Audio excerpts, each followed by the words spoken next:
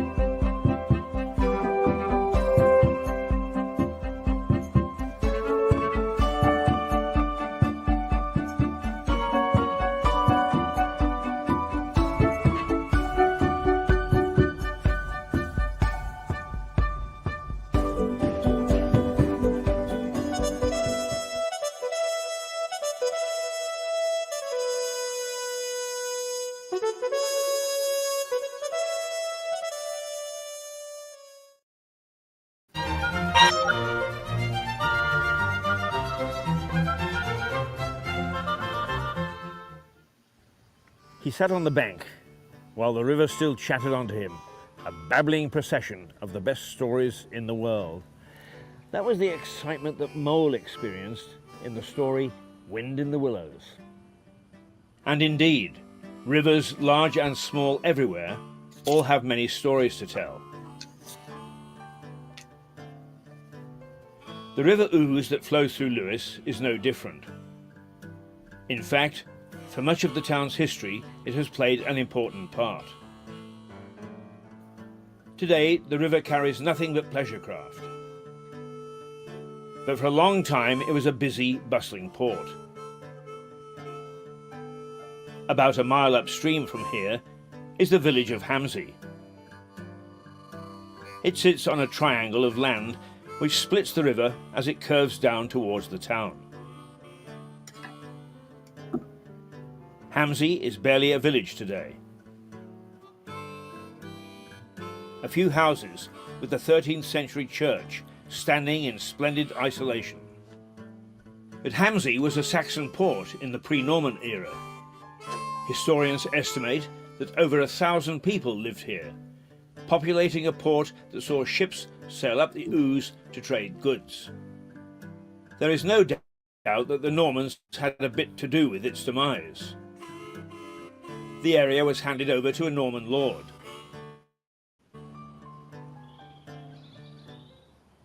But the community was attacked by an enemy it couldn't stop. An army of rats, which disembarked from one of the visiting ships, went ashore and infected the village with bubonic plague. The disease devastated Hamsey. And while there is no historic evidence, legend has it that the residents barricaded themselves in to prevent unaffected people coming in and diseased people getting out. Eventually, they starved to death. Named after the black rats which carried the plague, the Black Death killed over half the population in Britain between 1348 and 1349. The survivors founded another village off Ham, the modern thriving village of Opham. The plague attacked Lewes several times over the following centuries, each time causing significant loss of life. So death continued to stalk Lewes, bringing tragedy to the high street in rather greater measure than other UK high streets. Hamsey gone, but Lewes as a port flourished. Ships and barges plied their trade up and down the Ouse, creating an exciting and bustling waterway. Many of these buildings, which stand on an extension of the high street in an area called Cliff, are built with old ship's timbers.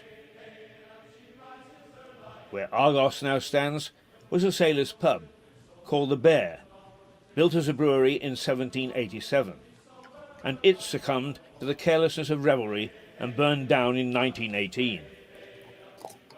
This quiet domestic street, which runs for a short distance parallel to the Ouse, was the sailors' playground, and history relates that there were more than a dozen brothels successfully operating.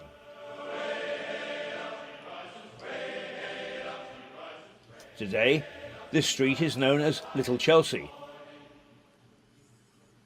Even the name makes it seem a nice place to live.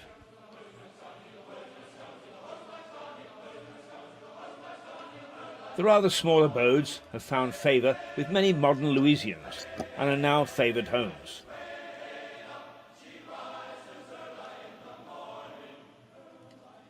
And why not? They look good in a twee kind of way. And if you're not living in a former brothel,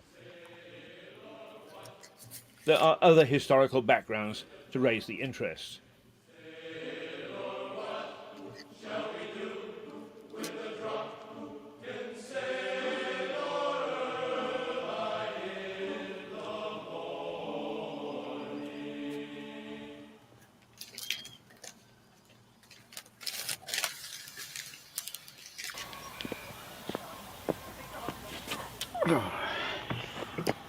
All this talk of pubs and trading around town, it saps my energy.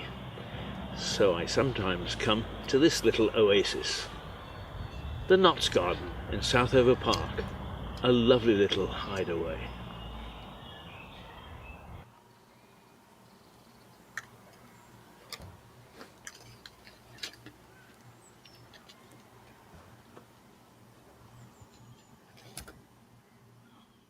Back to the High Street, or at least its extension into the cliff area of Lewes.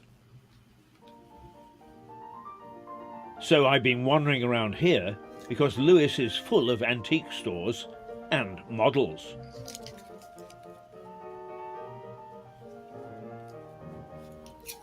As I mentioned, go inside some of these shops and you'll find that they're supported by old ship's timbers.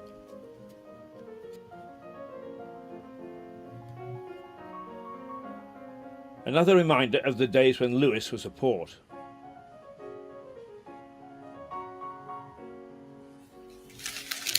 All this talk of water has made me thirsty.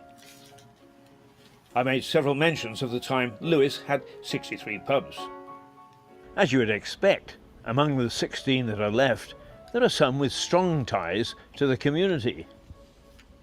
Over the road from the shops, held up by ship's timbers, is the Gardener's Arms. There seems to be a tradition in Lewes, although no one admits to it, of omitting the epithet pub or tavern. This pub is called by locals simply the Gardeners. And the Gardeners it was. The origins of this pub go back to when it was an ordinary house, owned by a gardener. Often, after work, he would invite other gardeners into his front room for a drink. Eventually, it made sense to formalize the ritual. So, it turned into a pub. The Gardener's is a true pub. Unusual now, it only serves pork pies and sausage rolls. Yet each year it's in the top tier of finalists for Pub of the Year. Magnificent.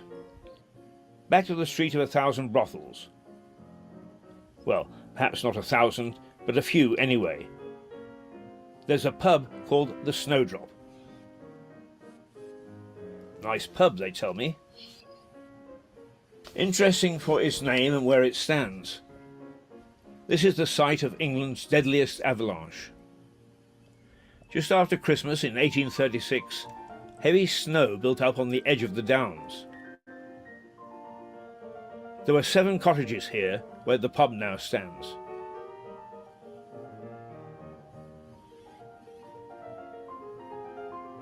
Despite warnings, the people living there went about their business, totally unconcerned about the snow.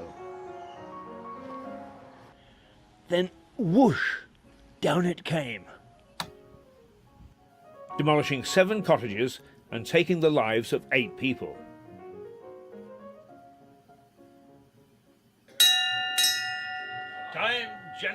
please.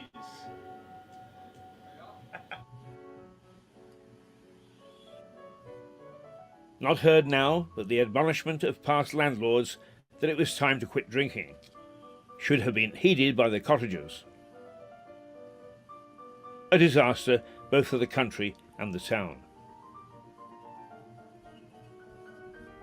A brief mention of one last hostelry, the John Harvey Tavern.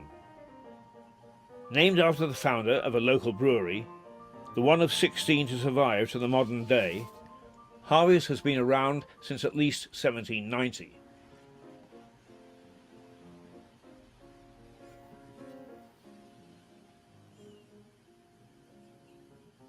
And an important inhabitant. Along with Mole and Ratty on the banks of the River Ouse. More on that later. For the moment, back to the bar.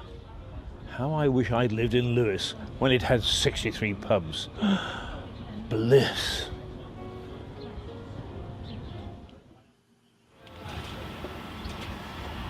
You might think, from the pubs I've been into, that Lewes is a drinking town. The town constable in the late 1800s didn't think so. The town constable in 1890 didn't want it to be. Here are some notes from the High Constable of Lewes, a gentleman called John Holman, dated 1880. Sunday, the 10th of October, visited all the public houses during morning service. All in good order, except Lewes Arms, several there tippling in service time. Sunday, the 17th of October, visited public houses, all in very good order, except the Lewes Arms. Again, a second time, several persons in both parlour and taproom tippling at 11:30 o'clock, time of divine service, gave the landlord a caution. Sunday, the 14th of November, visited public houses as usual, witnessed very great indecency in the person of George W. Several persons were tippling during divine service, and on our approach to do our duty, they were permitted to hide themselves upstairs in the pub. This was the third or fourth offence of the same kind. Wow, a bit different today. But beer is very close to the hearts of this Sussex town, because it's one of the main employers and industries. Earlier, I mentioned the John Harvey Tavern. John Harvey started his brewery on the banks of the River Ouse in 1790. He was one of the 16 that flourished here at one time. Now, with just the odd microbrewery popping up here and there, it's the only one. The brewery is close to the hearts of the community. The pubs it owns have in the main remained traditional, while its method of delivery has most definitely remained in the past. Miles Jenner is the chief brewer, and his range of beers reflects the activities of the local community.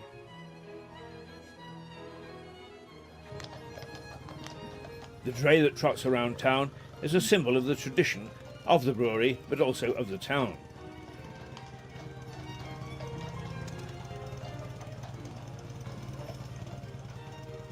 The beer maker turns out beers named after local events: Firecracker, Tom Paine, Bonfire Boy, and Lewes Castle.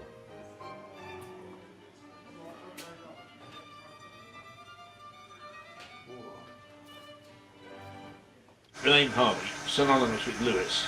You've been around, or the brewery has been around for quite a long time. Can you develop a little bit of the history for us? Yes, the family came down, the Harvey family, from London. They were wine and spirit merchants at the end of the 18th century, and they started brewing in Lewes and on this site in the early 19th century. I can stand next door to a man in a pub in Lewes, and he will swear that Harvey's tastes quite different to anything else, and he won't drink anything else. I mean, what's the secret of the product? Any brewer's beer is really a derivative of his water and yeast strain.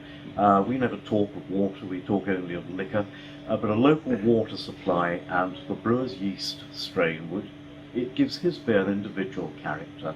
You could take our recipes, exactly the same raw materials, go and brew at another brewery with their water and all their yeast and have a totally different brew at the end of it. Talking of water, and you mentioned that the barges came up the Ouse. How important was that to the brewery in the past? Well, I think it was very important. It was, a fundamental form of communication, and if you were bringing a fair few tons of barley upstream, then it was a very sensible way of delivering. But just as industry sent stuff out to the river, so the river sent stuff back to them, and it wasn't unusual to brew with river water around your feet. And the last big flood we had in 2000, we were 6 foot deep in river water. We got our product together very well, we had a good reputation, the brewery was re-equipped, and we were producing a beer which became very much identified with the local community and was dear to their hearts. The fact the building is actually known as Lewes Cathedral tells you something about the way that Harvey's is viewed in Lewes. The brewery flourished, but Lewes as a port rapidly declined. The familiar barges that had plied the River Ouse in the early 19th century carried loads of clay to the town. But the clay was used to build the beds for railway lines, and the death knell for river traffic sounded. The ships had consigned themselves to history. The first train to run from Lewes was in 1846. Since then, the railway has become an important junction in the national network. Trains from Lewes station run to Brighton in the west, Hastings in the east, Newhaven Port in the south, and London in the north. There have been successes and failures. Other lines were axed over time, with one, the Bluebell Railway, preserved as a steam preservation project. Back to our tale of the High Street. Cliff High Street is an extension of the High Street ending at the base of the Downs. At the end of it is an ancient church, St Thomas of Becket. The Black Death wasn't the only medieval disease to strike Lewes. Leprosy was rife. This infectious and unsightly blight is first recorded in Lewes in soldiers who took part in the Battle of Lewes. It seems that the monks of the priory tended leprous people in 2 hospitals. Of the larger hospital, St Nicholas, little remains, but the smaller hospital of St James also treated lepers. Bones of the hundreds who died in the Battle of Lewes showed that leprosy was widespread. Don't wear this hat to look pretty, you know. There's a Sherlock gene in me somewhere that gets me into more trouble than enough. So I'm going to stick my head above the parapet and suggest that there's evidence of leprosy here long before the Normans paddled ashore at Hastings. The Church of St Thomas of Becket in Cliff, that's the very far end of the High Street up against the Downs, has a leper's slit. This was a channel built into the church wall so that lepers could take Holy Communion without infecting the congregation. St Thomas's is a very ancient church, with bits of it predating the Normans by quite a few years. The interesting thing about this slit is that it starts and ends inside the church itself. Additions were made to the church over the years, so it appears that the leper's slit was built into the original church, but encompassed within it as it was enlarged. Certainly leprosy entered Europe about the 4th century, but was only virulent in the 11th. But it seems that the disease was already in Lewes well before that. Anyway, the Cluniac Priory tended to lepers until a certain king's greed and love life shut the priory down. So leprosy can be added to the Black Death as a scourge of Lewes. But let's shuck off the historic events of bloody Lewes and celebrate the river, the way that our friends in Wind in the Willows did, the lovable mole and his friend Gung-Ho Ratty. Each summer, a raft race is held on the Ouse by the local round table. Teams from organisations, schools, businesses and even groups of individuals construct weird and wonderful rafts and race each other from Lewes down to the sea at Newhaven. Not a very fair race. The crews bombard each other with flour and water bombs, water pistols, and any other old rubbish. Spectators add to the mayhem by pelting other missiles at the crews.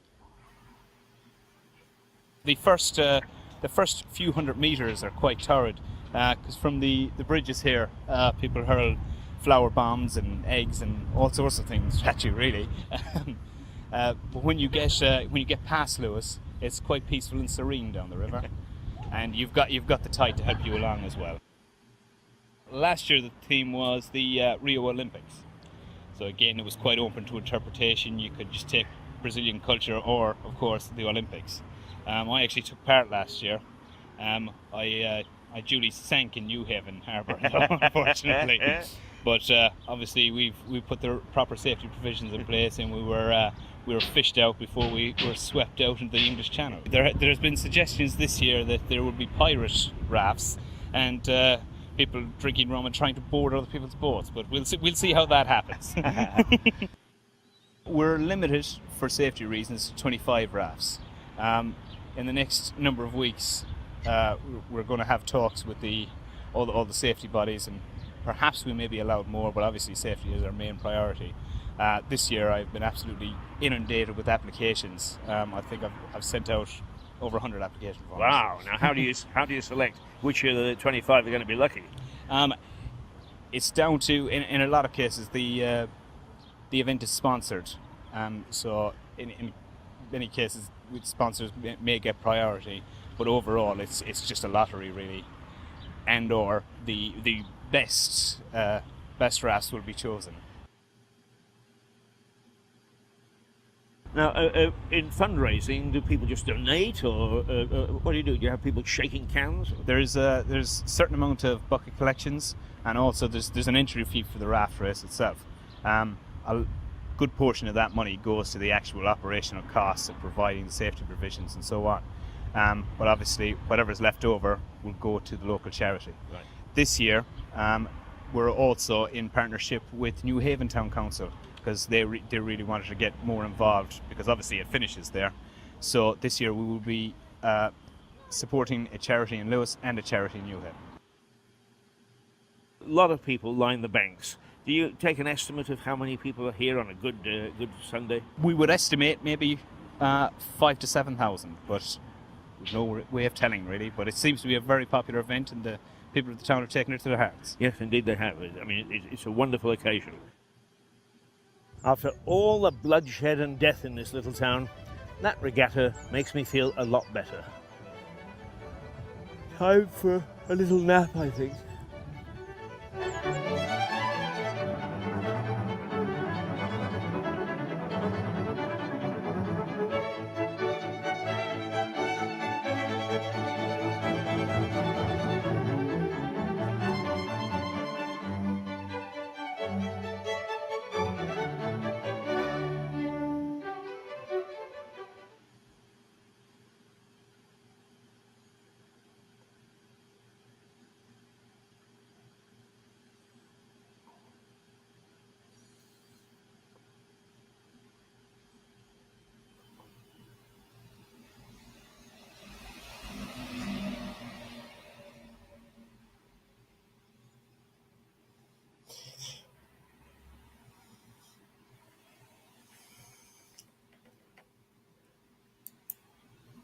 Oh, there you are. As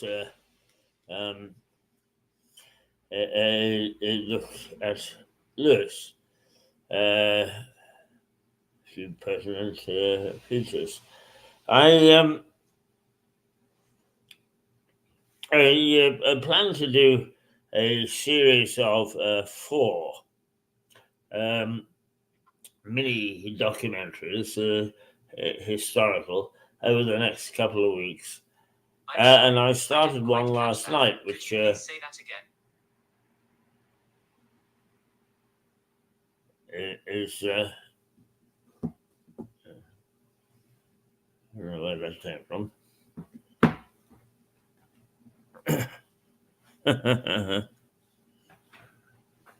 We've got so many things on the go. It is. I started to write one last night. It'll take me 10 days or so. But it's called Rats.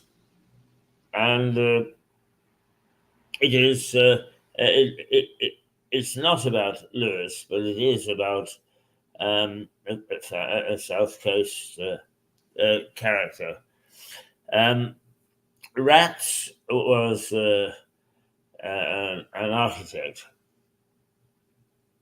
and who worked for his parents' architect firm in the late 1800s, but was very ambitious and wanted to make his name as well as his fortune.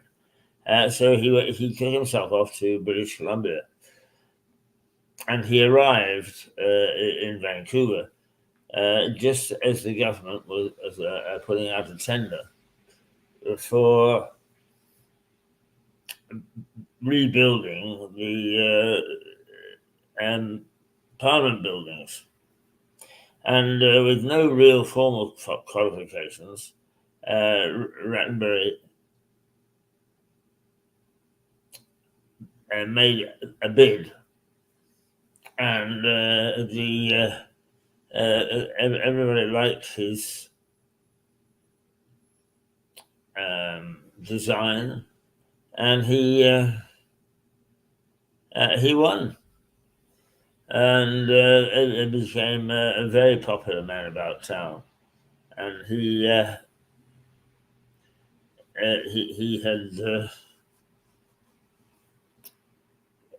been invited to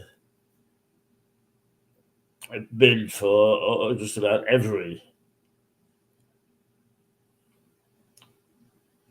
major building in Victoria, the capital. And Rats enjoyed the celebrity. Unfortunately, he couldn't keep his trousers up, and he fell in with a lady who was the daughter of the editor of a paper from the town of Kamloops. And she was quite an intriguing lady. She won the Croix de Guerre from the French because of her bravery during the First World War, and was very much her own lady. But Rats took a shine to her, and so much so that he treated his own wife very, very badly. And you've got to actually go to Victoria. You've got to go to Vancouver Island to see how people live in the past. They are the strangest people. But they were unforgiving. And he took his mistress and then his wife back to Bournemouth, where, as a very wealthy man, he lived a very nice life. But he also attracted some villains who decided they wanted some of his ill-gotten gains. Well, no, he got his gains legitimately. He just was not very nice with the money that he made. But one of them battered Rattenbury to death. And he and his wife, not Rattenbury, Rattenbury's wife, and the chap that wasn't very nice, were charged with murder, and it was a celebrated case at the Old Bailey. Rattenbury's murderer was found guilty and sentenced to death, which was later commuted. His wife was found not guilty on all charges and walked free. She was seen a little later to walk along the banks of the Ouse, the River Ouse, believe it or not. The River Avon in Bournemouth, and commit suicide by stabbing herself.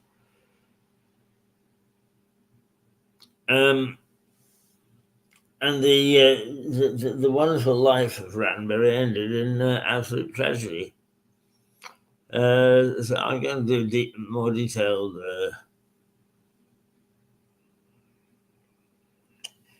outline of rats, along with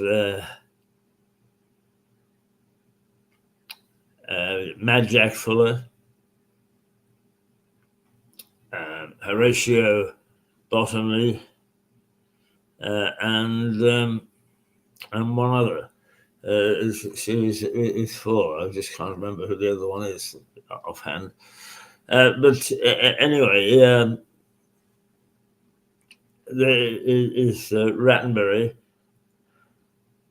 and his life was ended. He's battered to death. His wife committed suicide, and his murderer was spotted in the late 60s in Bournemouth. Obviously, by this time, a bit upset about what he'd done and the fact that he got away with it and her boyfriend didn't.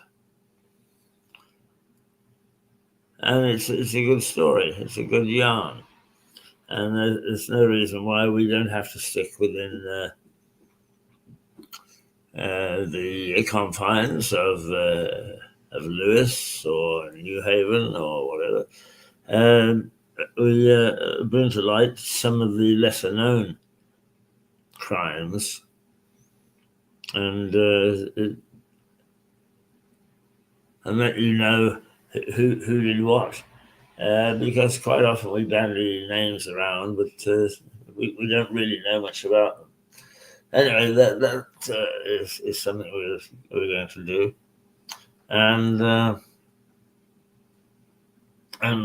watch out for them. The other two, Mad Jack, speak for themselves. He was an MP for Lewes. He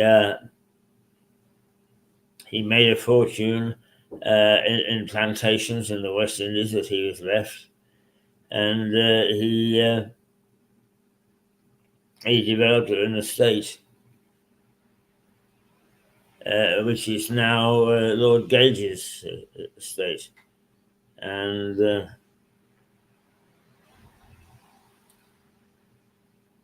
or part of it. And Horatio Bottomley was the world's great swindler. He owned or founded the Financial Times and a paper called John Bull, and ran competitions and made sure that his employees won the competitions and gave him the money back. It's a good wheeze. He got caught. And all these people were within a spit of where we work and play in Lewes. So I think you'll find them interesting.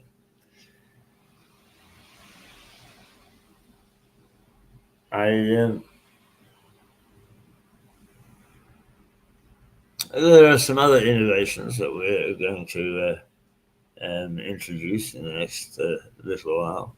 But you can't do these things overnight. But we've reached how far we can go in their present format, and now we need to move on. It'd be interesting. Now, this is the last thing of the day.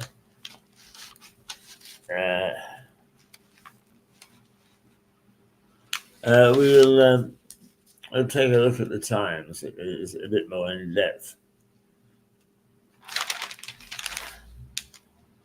Health gains up in smoke as the young turn to cigars. It's one story. Mandelson bid to replace laws isn't even half baked. Labour targets soaring illnesses bill with back to work plan.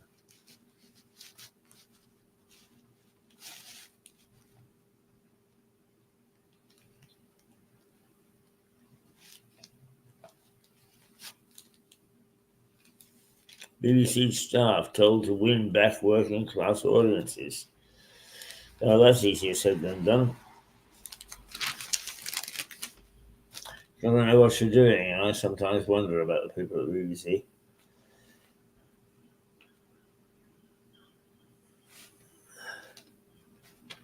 Church told to build £1 billion slavery reparation fund. Now, I'm interested. Who's urging the church to do that? Super rich families and wealthy investors will be picked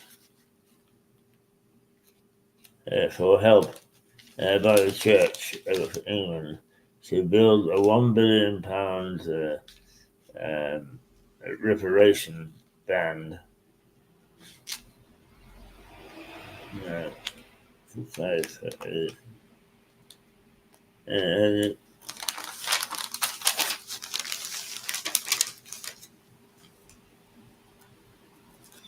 Hunt poised to freeze fuel duty for motorists.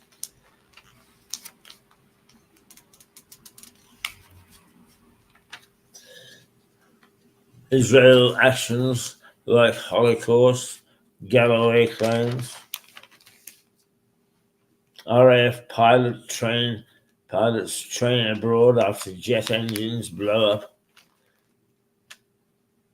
Schultz seeks to calm nerves over military phone call leak.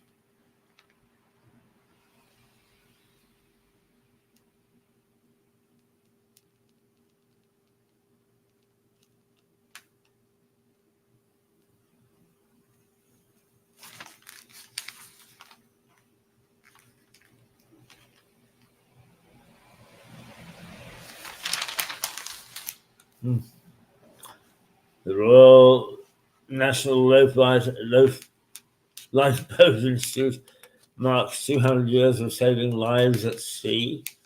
The thing that triggered the lifeboats, public lifeboats,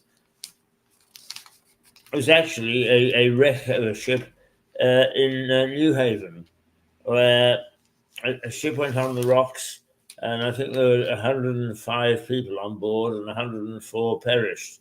And the people in New Haven were so appalled that they could do nothing about it, that they formed the first lifeboat about 20 years before the national one was formed.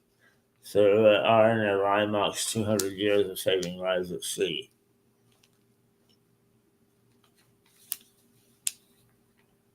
Venice of the UK gets that sinking feeling. Another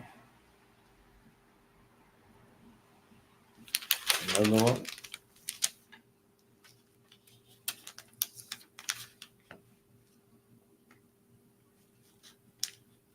There's a big piece on the failings of the Met.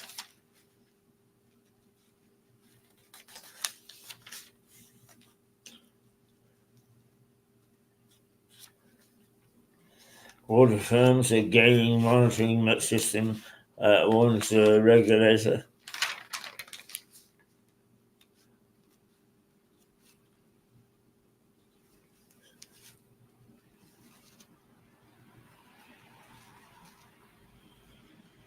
Well, quite a few stories there of interest, and that's the time. So do get yourself a paper. You can't get it, you can get the headlines online. It's very difficult to read stuff the way that we do.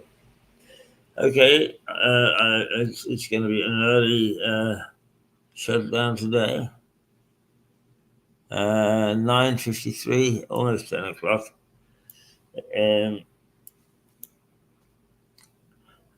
So we'll be back tomorrow morning with the usual gang. And let's say toodle pip.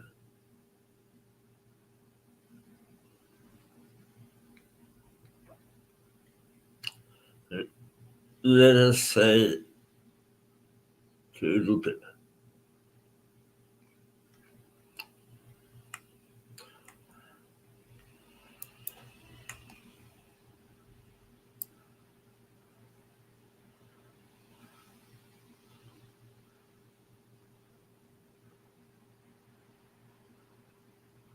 Huh. Can't even find that. There we are.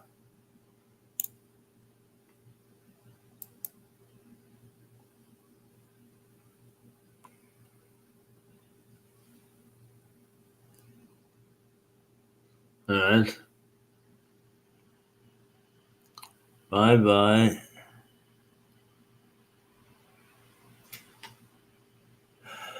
Bye-bye, he said. Just a reminder that in the Black Horse, a week, this coming Saturday, we've got celebrating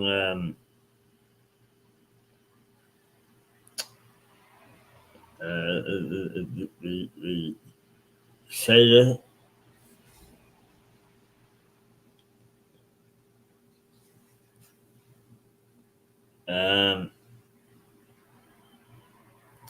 We've got pub quiz on Sunday.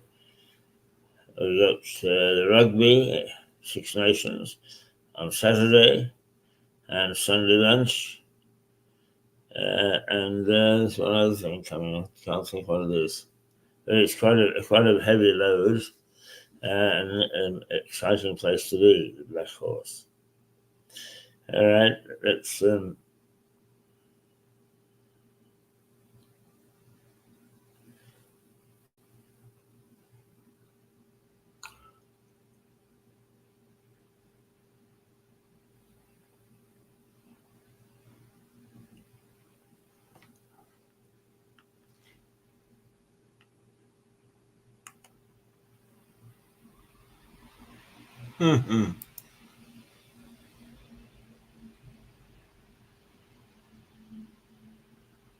maybe how you can't find things.